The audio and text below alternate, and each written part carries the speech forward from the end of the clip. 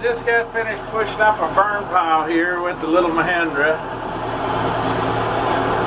Circle around, it's hard to see on this side. Pretty good sized little burn pile. We been trimming limbs. Took some old limbs on parts of dead tree that we'd cut up a while back. So that's pretty good. That Mahindra lifted that bunch of limbs and sticks right up on there, so can't complain about it. Did a real nice job. So that kind of toppled over a little bit, but it'll burn. So anyway, something to do while we're in lockdown and all of this. These three trees ahead of us is where Jay was trimming yesterday with the pole saw. And then some of them others come from the other side of the pond there, and the other side of it. I don't want to focus. Too close to the dirty window. Thing is, with this dust up here, you can clean the window today and it's going to be dirty tomorrow. But those trees right over there and that one there, the other side of the scrap metal. Need to haul scrap metal one of these days. Now that tree, he had cut a lot of limbs under that tree. That's where all that dead stuff come out from under there. But anyway, so all cleaned up, looks nice. Ooh, straddling the old fence line, so I'm kind of hitting a few odds or varmint holes. So anyway, not sure if you got some stuff over there or not, but I need to go back to the house, so I'll have to, maybe I ease over that way and take a look.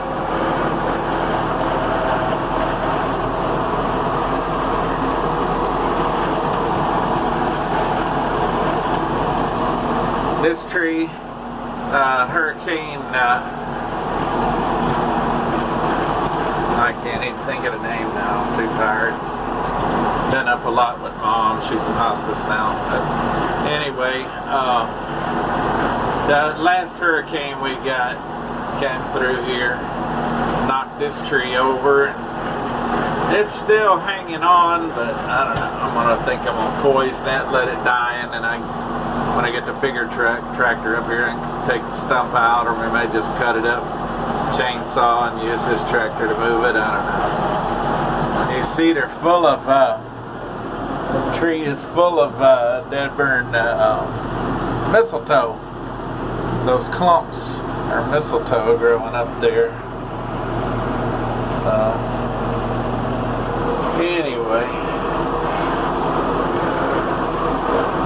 yeah, that's about the extent of it. And I was ready to fuss about some of the stuff that's been going on with all of this lockdown, but ain't much point in it, and I'm too tired to bother with it, honestly. So all we can hope is that if we do have a second outbreak this fall, that people are smarter about it and realize what worked and what didn't this go around, and start off with the folks that are most susceptible, older, pre-existing conditions, have them locked down first, leave everybody that's healthy kind of alone.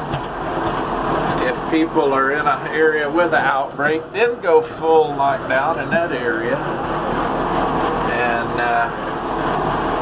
but let other places kind of go on, just monitor, and have areas around it that it's like, oh no, this is risky, so we're gonna limit travel or issue stay-at-home orders, whatever. It's a case basis instead of having to do it nationwide. Figure out how you're gonna man the meat packing plants as people get sick or whatever. And that's my biggest gripe in all of this. We reaped the wind, now we sowed the wind, rather. It's Bomber Harris said in World War II of the Germans, He said they sowed the wind and now they're reaping the whirlwind when he was bombing the heck out of Germany in World War II. Well, the thing is, we've done pretty much the same thing, because in this country we went to, you know, back in the 60s and 70s and on back, there was little local packing plants or regional packing plants. Then in the 80s, with all of the farm crisis and everything, they chickenized all these industries, you know. Raising broiler and egg laying chickens is easily done in an industrial scale. And, you know, where in the old days, you know, 40s and 50s, people had home flocks, raised a few chickens and took them to a local processor, processed them themselves, you know, for local consumption. And of course, beef and pork was the same way. You know, in the 70s, most of the corn farmers had a mess of hogs on their place. And they raised some hogs and they fed them their own corn, and that way they were using the grain and producing high value pork out of lower value corn. And we didn't need a big ethanol program and all this other nonsense to create an artificial demand and for the corn and all that corn sugar and all of this other stuff. So then we did away with that system. It got bought out. All the little local plants got bought out and shut down. We got big regional plants. You went from having, you know, a couple of hundred hogs on a big farm to now 100,000 hogs in a building. And oh, guess what? We're out of room, so we're just going to start shooting hogs or clubbing them in the head and killing them and burying them in a pit, you know, because we ain't got no processing.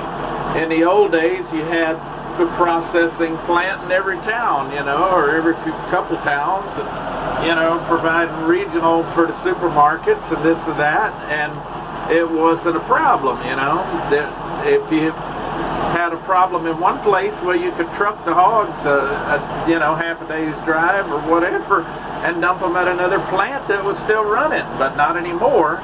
We went to a huge centralized monolithic industry, and now we wonder why it's crumbling, because it's brittle. The entire system is brittle from being over-concentrated, and so now we're reaping the whirlwind of that. So maybe we'll learn some lessons out of all this, that just having 3 companies in the United States in charge of all of our meat is inherently a bad idea. It's just a bad idea. So it's great for people that want to make a gazillion bucks, and the ADMs and Tysons and all these other lousy companies, huge mega companies in the world. But that's also why the farmers are going broke. So they're a big chunk of it. And now, of course, we see that in a time of crisis, the supply chain is incredibly vulnerable. So that's why we're facing all these difficulties and things. Maybe people will learn a few lessons and take them to heart, and things might change. But I don't know. I have my doubts. Because if there's a buck to be made, you know, we're going to make it. The big companies, they're going to make it, and they don't care about the fallout. They don't care about the little guy. They don't care about the farmers. They don't care about families. They don't care about their customers. It's just, we can make a buck doing this, we're going to do it. Oh, there's the Bailey dog. So, anyway, that's that. Later.